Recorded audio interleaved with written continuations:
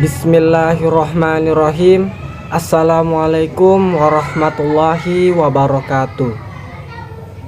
Alhamdulillahirabbil alamin. Assalatu wassalamu ala asrofil anbiya'i wal mursalin Sayyidina Muhammadin wa ala alihi wa sahbihi ajmain, amma ba'd. Alhamdulillah, sebelumnya saya mengucapkan banyak terima kasih kepada Ibu Ustazah, Ibu Ese yang telah memberikan tugas ini kepada saya. Semoga saya dapat menjelaskan serta memaparkannya dengan baik dan benar. Baik, pada kesempatan kali ini saya akan menjelaskan tentang keterampilan menyimak. Tahukah Anda apa itu menyimak? Menyimak adalah suatu proses kegiatan mendengarkan lambang-lambang lisan dengan penuh perhatian, pemahaman, apresiasi, serta interpretasi untuk memperoleh informasi, menangkap isi atau pesan, serta memahami makna komunikasi yang telah disampaikan oleh pembicara. Adapun jenis-jenis menyimak, yang pertama, menyimak ekstensif.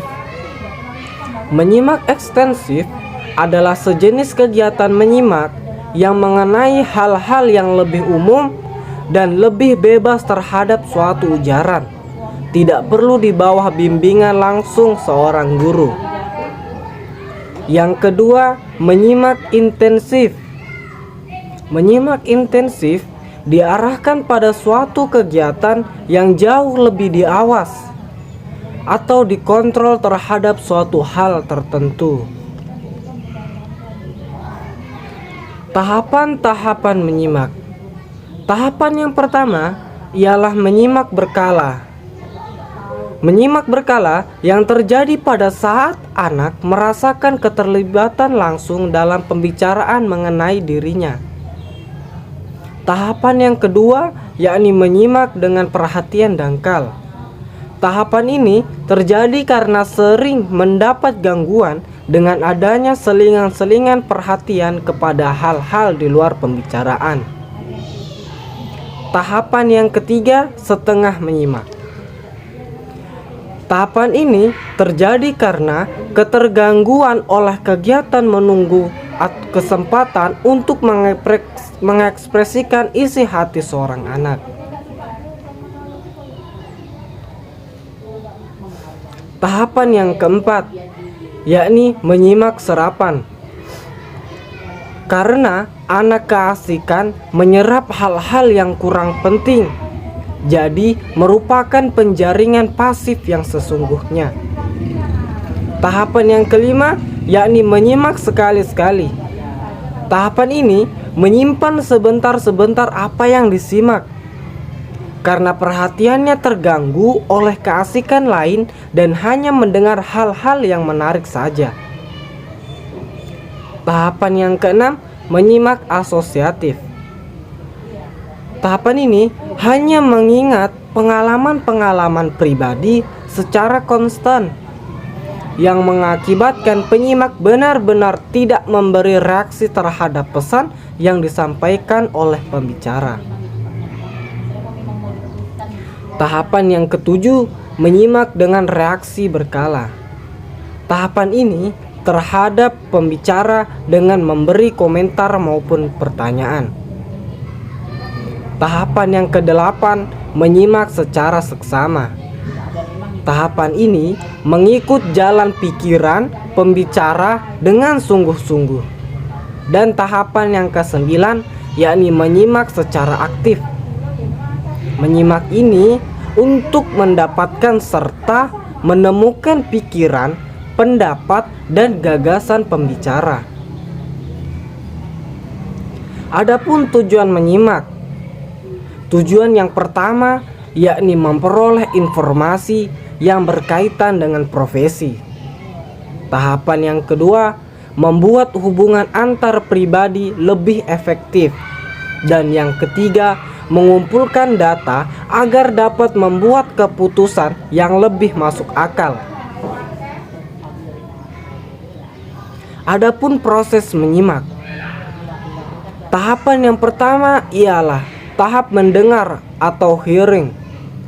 Dalam tahap ini, kita mendengar segala sesuatu yang dikemukakan oleh sang pembicara dalam ujarannya. Tahapan yang kedua yakni memahami atau understanding. Setelah mendengar, maka ada keinginan untuk mengerti isi ujaran sang pembaca. Tahapan yang ketiga yakni menafsirkan atau interpreting. Tahapan ini, sang penyimak yang baik belum puas kalau hanya mendengar dan memahami isi ujaran sang pembicara. Dia ingin menafsirkan butir-butir pendapat yang terdapat dalam ujaran sang pembicara. Tahapan yang keempat yakni tahap menilai atau evaluating. Pada tahap ini, sang penyimak mulai menilai ujaran sang pembicara, di mana kelebihan dan kekurangannya. Dan tahapan yang terakhir yakni menanggapi atau biasa kita kenal dengan responding, merupakan tahap terakhir dalam kegiatan menyimak. Sang penyimak menyambut, mencamkan, serta menyerap, menerima gagasan atau ide yang dikemukakan oleh sang pembicara. Adapun kendala-kendala dalam menyimak. Yang pertama, karena disebabkan oleh keegosentrisan. Yang kedua, disebabkan oleh keengganan ikut terlibat. Yang ketiga, ketakutan akan perubahan. Yang kelima, keempat, keinginan menghindari pertanyaan. Yang kelima, puas terhadap penampilan eksternal.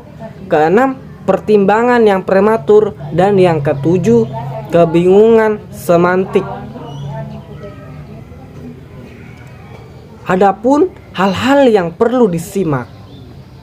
Yang pertama yakni bunyi-bunyi fonemis atau distinktif.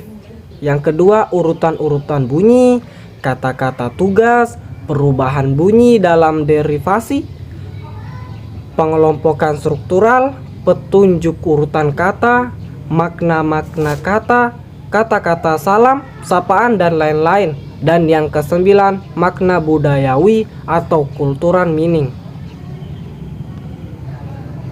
Adapun kesimpulan dari materi ini ialah menyimak adalah suatu rentetan proses, mulai dari proses mengidentifikasi bunyi, menyusun penafsiran, memanfaatkan hasil penafsiran, dan proses penyimpanan, serta proses menghubungkan hasil penafsiran itu dengan keseluruhan pengetahuan dan pengalaman.